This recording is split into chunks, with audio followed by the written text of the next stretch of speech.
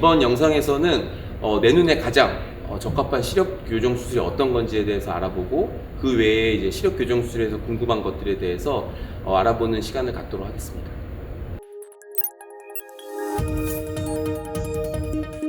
원장 김중훈입니다. 만나서 반갑습니다. 첫 번째로 제일 중요해요. 내 눈이 시력 교정, 라식 라섹이 가능한 눈인지. 안과에 가서 충분한 검사를 맡아서 해야 되는데 일단은 수술이 가능한지 그리고 수술 방법이 어떤 건지를 알아보는 게 첫 번째 제일 중요한 요소이고, 그리고 두 번째는 나의 소중한 눈 900량이나 되는 나의 소중한 눈을 어느 병원에 맡길 것인가, 어느 병원에 수술할 것인가의 병원 선택, 그 두 가지가 시력 교정 수술을 선택하는 데 가장 중요한 이슈라고 생각합니다.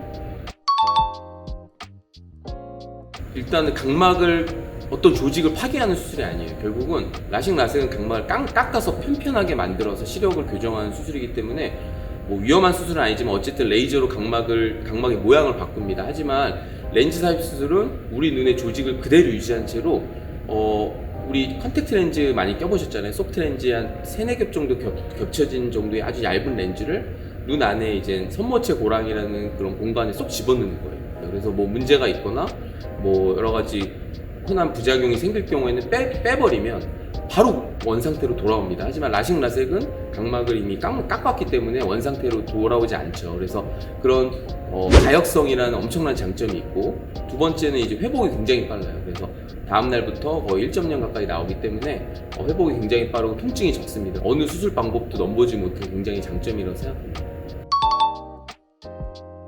그거는 이제 눈 상태에 따라 다릅니다. 이제 각막이 기본적으로 좀 볼록하신 분들은 수술을 해도 서클렌즈를 끼실 수 있으니까 그거는 이제 집도의에 상의하셔서 결정하시면 좋을 것 같아요.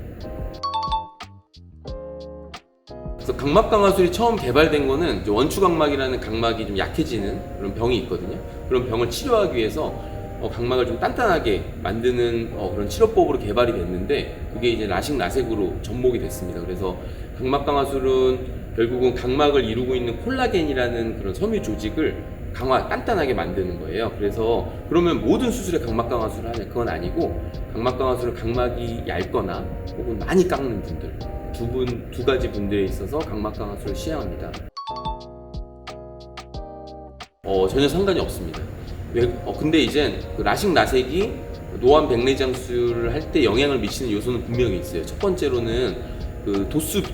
결국은 노안 백내장술도 눈 안에 렌즈를 넣는데 그 렌즈를 아무거나 넣는 게 아니라 그 눈에 맞는 도수를 선택합니다. 그래서 그런 여러 가지 기계로 그리고 프로그램을 돌려서 그 도수를 결정하는데, 예전에 라식 라섹을 했던 분들은 그 도수를 결정하는데 약간의 오차의 확률이 높아져요. 근데 그건 예전 얘기고, 요즘에는 여러 가지 장비와 프로그램이 개발이 돼서 그 라식 라섹을 하신 분들도 정확한 도수를 예측할 수 있는 방법이 많이 개발이 됐기 때문에 그런 걱정을 하실 필요가 없습니다. 대학생 아이가 친구 따라 병원 가서 할인도 받고 라식 수술 예약도 덜컥 하고 왔습니다. 병원 선택은 어떻게 하는 것이 좋을까요? 크게 이제 두 가지만 보시면 될 것 같아요. 첫 번째는 장비가 굉장히 중요합니다. 왜냐하면 라식 라섹은 결국 의사가 하는 수술이지만 레이저로 하는 수술이고, 흔히 말하는 장비빨이 되게 중요해요. 그렇기 때문에 내가 이 병원이 정말 최신 장비를 사용하고 있는지를 보셔야 돼요. 두 번째지만 첫 번째보다도 중요하죠. 그 주치 전담 시스템을 갖고 있는 병원인 게 되게 중요합니다. 요즘에 공장형 병원이라고 하죠. 그러니까 워낙 환자가 많고 마케팅으로 환자를 많이 유입을 했는데, 그거를 수술을 하려면 공장형 시스템을 도입하지 않을 수가 없어요. 사실 어떻게 보면 자본주의 논리상. 하지만 이거는 물건이 아니잖아요. 이건 사람 눈을 치료하는 거고, 사람마다 다 눈 상태가 다르기 때문에 수술하는 의사가 수술 전에 진료를 보고 상담을 하고, 또 수술 후에 경과 관찰을 해주는 병원을 선택하는 게 되게 중요해요. 딸아이 병원 상담을 해보니 한쪽은 초고도근시이고 한쪽은 고도근시라서 렌즈 삽입과 라식을 각각 해야 한다고 합니다. 이렇게 각각 다른 수술을 하는 경우도 흔한가요? 흔하진 않아요. 그래서 보통은 좀 애매하다 싶으면 양쪽을 다 렌즈 삽입 수술을 하고요. 그리고 확연하게 차이가 난다, 이쪽 눈을 라식 라섹도 충분히 가능하고 이쪽 눈을 렌즈만 가능하다 그러면 그렇게 수술 방법이 다르게 하는 경우가 있는데, 사실 전혀 문제 없어요, 수술에도. 근데 이제 회복 기간이 달라지겠죠. 회복 기간이 달라서 조금 어색할 수 있어요. 30대 동생이 라식 수술 후 매우 만족해하고 있습니다. 저는 40대인데 수술하기에는 너무 늦었나요? 늦지 않았습니다. 40대 이상인 분들은 그냥 라식 라섹이 아니라 노안 라식 라섹을 해야 되고요.